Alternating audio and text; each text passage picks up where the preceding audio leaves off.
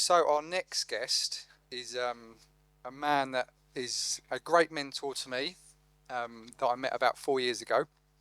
Mr. Simon Lawson, who owns Lawson's Builders Merchants, AVS, currently around probably 40 branches, if I'm not correct, employing around 700 people. Something like that, yeah. Lost count. So Simon, please introduce yourself and tell us a little bit about where you've been and what you've been doing over the last few years. Yeah, so we're a family business, fourth generation. Close. And yeah, for me, it's all about innovation in the market, not only with product, but with people. And I love this industry, but I do think it's got a lot of things that it could do a lot better. So meeting Oli's been very refreshing to see people who want to move it on. I've chatted to a couple of people today who want to move the industry on. And I think the industry for the last 30 years that I've been involved with is been exciting because there's so much we can do. And I'm always looking for new ideas. I'm really focused on the customer. And for me, it's all about hearing from majority, whether you're a designer or an installer, how can I make your job more easier? So it's deliveries, consolidation deliveries, special crane lorries we've got, innovation on products that other people won't stock, consolidation of the supply chain. You know, that's for me. I just need to hear it from you people, and make your job easier. So my journey really is about listening to people and just making your life easier, and hopefully mine. Sorry. I was only going to say, Oli, do you want to tell us a story about how you first met Simon? Yes, I will. So, are you ready? So, a friend of mine was on holiday alongside Simon, a good friend of mine, Cole, and he came back and said, I met an interesting chap on holiday and he wants to have a chat. So I reached out. That was about 4 years ago. And ever since then, you've been very supportive and gave me great advice when I need it, in the good and the bad. Very transparent with everything you do, and likewise. So yeah, I just want to say thank you from our side for being so open and honest. And yeah, from my side, you can see how passionate you are about helping the younger generation come up through, and being involved in innovation, and which will obviously translate into your business as well, hopefully. So, taking it back a little bit, your fourth generation. When you started, there was one branch, and and you've now scaled to a fair size. So, tell us the key decisions made throughout that period that helped you go from where you was, one or two branches, to where you are now. I think it came back to listening to what people really wanted. We specialised in a number of areas that the bigger groups, Travis Perkins, I think probably most people have heard of. And I think, having worked for a big corporate my first few years of my life, you realise how stuck they get in their own story, and they just run the business on a financial basis rather than actually listening to the customer. So I basically just listened to customers on the trade counter, picked up what they wanted, developed that, and we got more and more customers, and branches followed from that. We had a manufacturing business called Supreme Concrete as well, which is very successful, made fence posts and copings and stuff like that. So that was very successful as well. But again, we just listened to what merchants wanted, and again, it was standardized packaging, product that didn't get damaged on a pallet when it got delivered. These simple things that cause, problems all the way down the chain from the merchant to the customer. And if your product arrives on time, not broken, well packaged, sounds very simple. It's unbelievable how many people don't do it. So I think if you build your business growth around really, really connecting with the customer and really understanding what they want, that leads to growth, and we just grew from there. And I think if you listen to people like Jeff Bezos of Amazon, he's absolutely relentless. Focus on the customer, focus on the customer, focus, and that's looking at his business model. I think he obviously nailed it in a certain way, and been very successful. So that's my kind of advice or experience, where just by really giving people what they wanted, we grew the business. Can you tell us a little bit about the biggest challenges you faced, sort of in the early days when you were growing the business? As I said to Oli, your biggest challenge in this world is working with people that have got your ideas and your vision. It's getting the people, whether you've got employees who are putting the installation in, or your finance directors or managing directors, operation, whatever it is, getting your teams right, that really interface with the customer, and the customer really does enjoy that experience with you. So it's people, people, people. And I know AI is coming along and internet's coming along, and they'll have a certain role, but a lot of people still want that human interaction. And I think that's always been the challenge as you grow, getting good people with you, share your vision, and actually want to be part of the team rather than challenging it the whole time in a non-positive way. And that's what I enjoy, spending time with you and talking to you, is because, even at the stage in the scale you are now, is you're always evaluating what the customer wants and how you can improve, which is amazing. So obviously you're known for Lawson's Builders Merchants, but over the years you've also done some interesting acquisitions. You own AVS Fencing. So tell us, as you was growing through those stages and scaling the company, when you started to look at acquisitions and get into that sort of realm of buying up businesses? I would say I'm quite opportunist as well. So, for example, we bought a business last year called Bryant's and Princess Whisper, which did a lot of lawnmowers, and they're a big distributor of STHL steel products, which a lot of the landscapers use. And I would never seen that before, but it came up on the market, and I suddenly realised, gosh, that can really latch on to our operations of supplying landscapers with product. So I would say I'm quite opportunistic. I've done my business degrees and various things, and I think if you've got a really good nose for business, it's not necessarily written out on a business plan. You just know certain things are right to do, and you just get on and do it. And the accountants will say whatever they do, but sometimes it's just the right thing to do. So we were quite opportunistic, and the fencing, in my view, the fencing and landscaping market is very fragmented. No one's doing what Oli's doing, and if this was a really great market, you'd be seeing these sorts of displays and delivery services and options on a whole range of stuff right across the board. A bit like building a house with bricks and blocks. Travis Perkins say do all of that across the country. No one's really doing this, and I think it's a market that can really, with good marketing, good people, upskilling the market and getting great value. Gardens are now massively becoming a much more valuable asset, and I think the market's right. So we went into this market knowing that there's a great opportunity in it.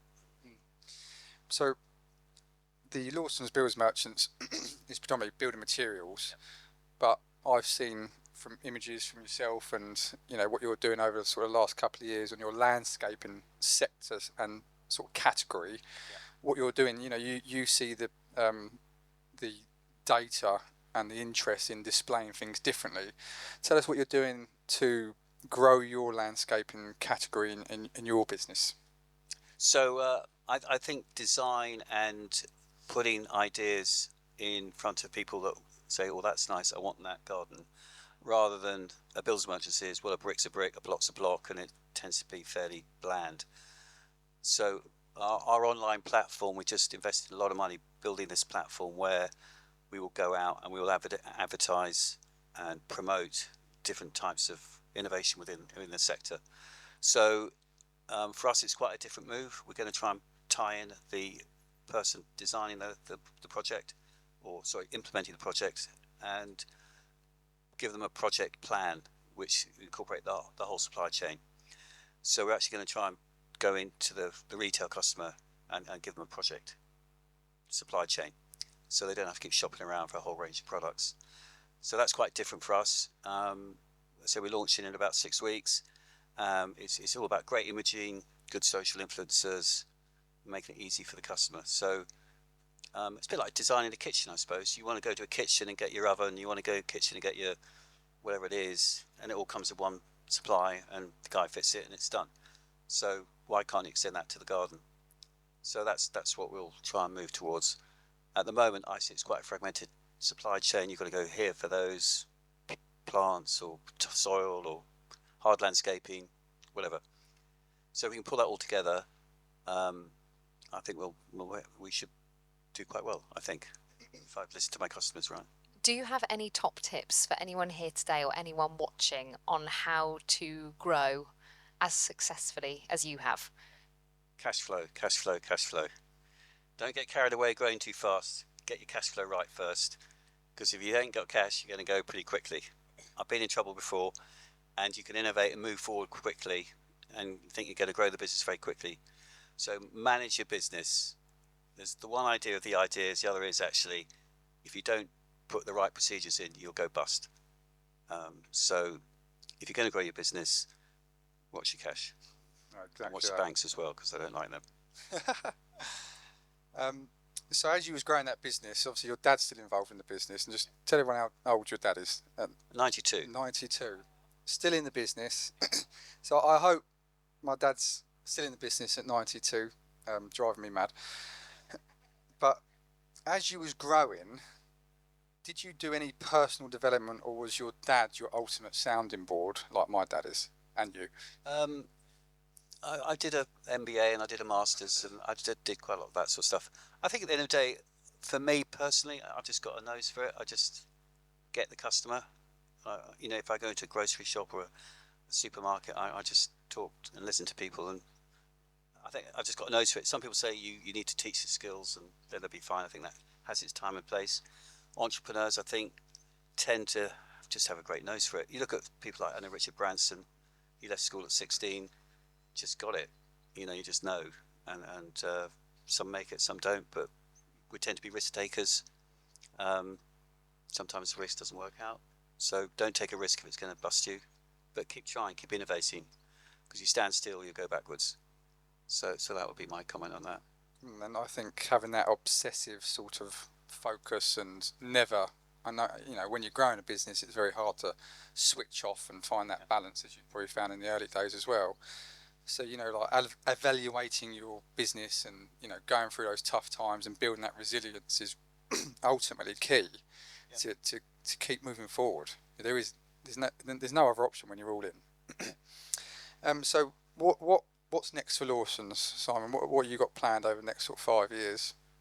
So we're opportunist. One of the nice things is that we do get people ringing us saying, I'm retiring.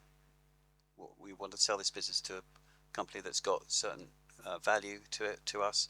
So we'll probably just tick along doing that. I don't particularly want to grow at a pace which is one of the things I struggle with. I don't know why people work with me, and I find that sometimes a bit difficult. I'd rather have a slightly smaller business but keep it more family orientated. But it's very difficult. If you want to attract people that want to really make a go of it, they want to see the business grow. So I expect we'll keep growing. I expect we'll move into different niches as the competitors shut down, which you may have read about Jewson's and Travis Perkins. They are closing branches like anything, because they just can't manage it any other way. So we'll continue just to be entrepreneurial. A year ago or 2 years ago, I never thought we'd be selling power tools into the landscaping sector, but this business came up for sale and we went on and did it. We got asked to make steel for RSJs and various other things a few years ago, so we built a steel plant, started doing that, and that's been very successful.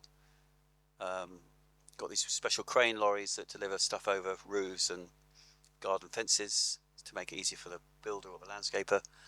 Told it would never work, so we did it. It worked. So we now got 8 of those lorries. They're about £300,000-400,000 each, but they'll help the customer get the product in the right place so they can put the build or make the build work. So yeah, we'll have an open mind about where we go. Yeah, that's my story so far. I've been up to some of your facilities, like your head office in Colney, and looked at the investments you've made for that branch in terms of the steel manufacturing and the lorries that you've created. But I've also seen your board of certain investments that are being put into the business year on year to improve it all the time.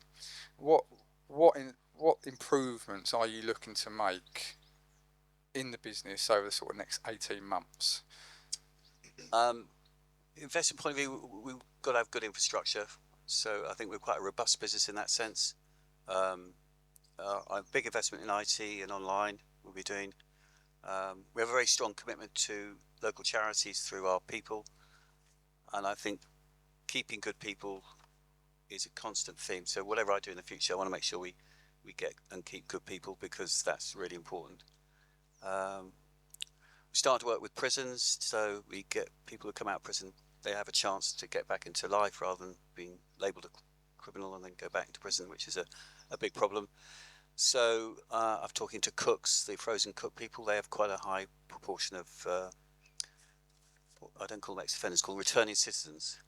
So giving people a chance in life, I think the building sector is a great opportunity in that, and that's really important for me. So we keep pushing on forward on that. I met up with Timpson's, the shoe repairer. They have a big employee section from the prisons. So I think it's just in it for us. Keep innovating, keep questioning why we do things a certain way, and give back to society. I think if you keep with that brand really strong, people have a connection with you and then want to be with you, really. And finally, Simon, do you want to just tell everyone how they can find out more about you and Lawson's? I suppose from our website, lawsons.co.uk. Brilliant, mate. Thank you very much, sir. It's an absolute pleasure having you here. Thank you. Appreciate it.